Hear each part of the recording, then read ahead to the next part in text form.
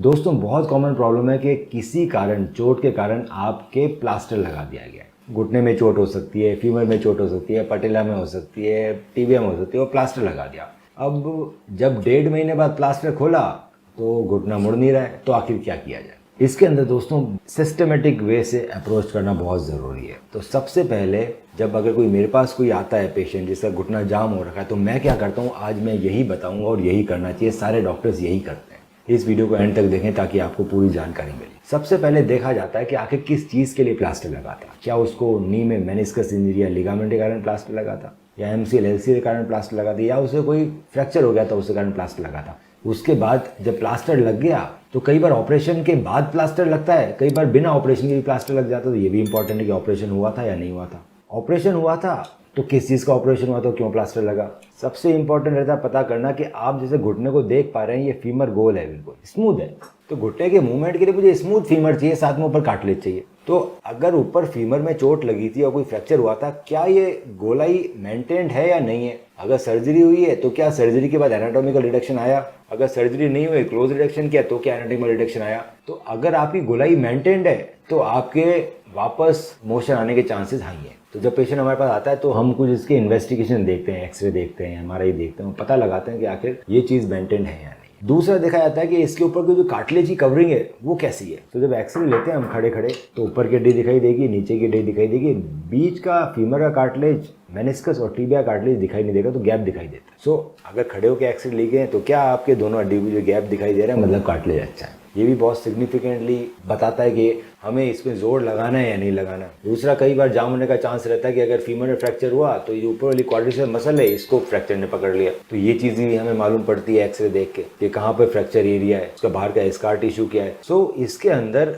1.5 महीने बाद आपको डॉक्टर आपका पैर मोड़ने को बोलेगा। अगर आपका ये सब चीज़ अच्छा है, आपकी हड्डी से मांसपेशी नहीं चिपकी है, आपका गोलाई भी मेंटेन्ड है, आपकी कार्टिलेज भी अच्छा है, आपका मेनिस्कस भी अच्छा है, नीचे टीबिया कार्टिलेज भी अच्छा है, तो अगर आप घुटना मोड़ेंगे प्लास्टर के बाद तो बहुत अच्छे चांस है कि वो अपना आप ही पूरा बैंड हो जाए। पर मेहनत करनी पड़ेगी, दर्द भी होगा। अगर इन सब में कोई दिक्कत है तो मोड़ने के बाद भी कई बार बैंडिंग नहीं अचीव हो पाती। इसमें फिर डॉक्टर्स की ज़रूरत पड़ती है जो दूरबीन से सर्जरी करके, अगर मसल्स चिपकी हुई तो मसल को हटाएंगे, मसल चिपकी हुई रहेगी तो बेंडिंग नहीं कर पाएंगे, अब मसल को हटाएंगे। अगर आपस में रेशे आ गए हैं घुटने के अंदर, फीमर और टीबिया भी है, तो वो भी कट करेंगे आर्थ्रोस दूरबीन की सर्जरी से, और आपका घुटना मोड़ा जाएगा। घुटना मोड़ने की जो सर्जरी है उसमें आखिर कितनी गारंटी है घुटना मुड़ जाएगा? दोस्तों गारंटी निकालना बहुत मुश्किल है, क्योंकि हर पेशेंट अलग होता है। किसी का ऊपर से हड्डी टूटी है जिसने मांसपेशी पकड़ रखी है, किसी की फीमर टूट गई है, यहाँ पर स्टेप है, किसी की और एक्स्ट्रा हड्डी बन गई है, किसी की टीबिया टूट गई है, टीबिया की हड्डी ऊपर आ गई है, तो ये मुड़ नहीं रहा।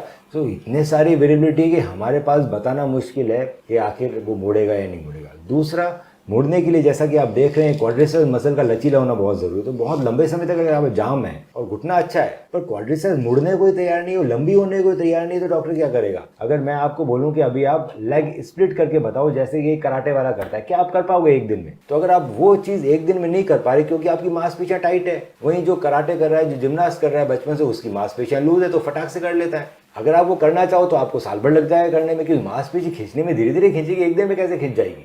यही चीज आप डॉक्टर से भी एक्सपेक्ट करो कि अगर क्वाड्रिसेप्स की मांसपेशी लंबी नहीं हुई तो मैं एक दिन में लंबी नहीं कर सकता उसको। वो आप ही को मेहनत कर करके लंबी करनी पड़ेगी, जैसे कि लोग स्प्लिट करते हैं। अगर आप एक दिन में अगर स्प्लिट अचीव कर सकते हो तो हाँ, हम भी फिर कर सकते। अगर आप नहीं कर सकते तो डॉक्टर भी नहीं कर सकता। सो घुटने के मोड़ने का रिजल्ट तभी आता है दोस्तों जब सारे क्राइटेरिया फुलफिल हो। पहला क्राइटेरिया कि आपका जो फीमर है वो गोल होना चाहिए, बिल्कुल स्मूथ, कोई स्टेप नहीं होना चाहिए। जो टीबिया है वो बिल्कुल फ्लैट होना चाहिए, कोई हड्डी यहाँ ऊपर नीचे नहीं होनी चाहिए। अंदर मेनिस्कस, लिगामेंट वगैरह सब अच्छे होने चाहिए। आपके कार्टिलेज की कवरिंग अच्छी होनी चाहिए, घिसी भी नहीं होनी चाहिए। आपकी जो मांसपेशी है वो बोन से चिपकी भी नहीं होनी चाहिए, वो सर्जरी के दौरान उखाड़ अलग कर दी जाती है दूरबीन से। ये सब करने के बाद जब आपका घुटना मोड़ा जाता है तो आपकी ये ऊपर वाली क्वाड्रिसेप्स मांसपेशी भी लचीली होनी चाहिए। अगर ये नहीं खींची तो परक्यूटेनियसली थोड़ा बहुत करके हम लंबा कर सकते हैं, पर पूरा काट के पूरा लंबा करने को बोलते हैं जेड प्लास्टी, या बहुत अलग अलग तरह की सर्जरी होती है, वो ओपन सर्जरी होती है। वो करने के बाद इतना बड़ा चीरा लगता है और दोबारा 1.5 महीने का प्लास्टर लग जाता है, तो उसमें जाम होने के चांसेस भी अच्छे खासे रहते हैं। तो दोस्तों अगर आपका घुटना जाम है तो उसमें एक ट्राई ज़रूर बनता है घुटने मोड़ने का, और बहुत सारे पेशेंट है जिनका घुटना पूरी तरह से मुड़ गया है। अगर आपका सर्जरी के दौरान पूरी तरह से नहीं मुड़ा है तो भी चांस रहते हैं कि धीरे धीरे पूरा मुड़ जाए, क्योंकि मांसपेशियों को खींचने में टाइम लगता है, वो एकदम से नहीं खींचती। अगर सर्जरी में मैंने इतनी खींच दी तो बाकी आप धीरे धीरे खींच सकते हो, क्योंकि मांसपेशियों को हम उठा चुके हैं, घुटना जाम खोल चुके हैं। अब बस मांसपेशी का लंबा होना बाकी है। लंबे होने में आप सब जानते हैं टाइम लगता है। एक दिन में अगर आप स्प्लिट नहीं कर सकते तो एक दिन में इसको लंबा भी नहीं कर सकते। अगर आपका घुटना जाम है और आप परेशान हैं तो आप हमें अपने एक्सरे और एमआरआई भेजिए, आप हमसे मिलने आइए, और उसका सबसे अच्छा इलाज क्या रहेगा, किस हद तक हम ठीक कर सकते हैं, की सारी जानकारी आपको दी जाएगी। Book your appointment on Pristine Care.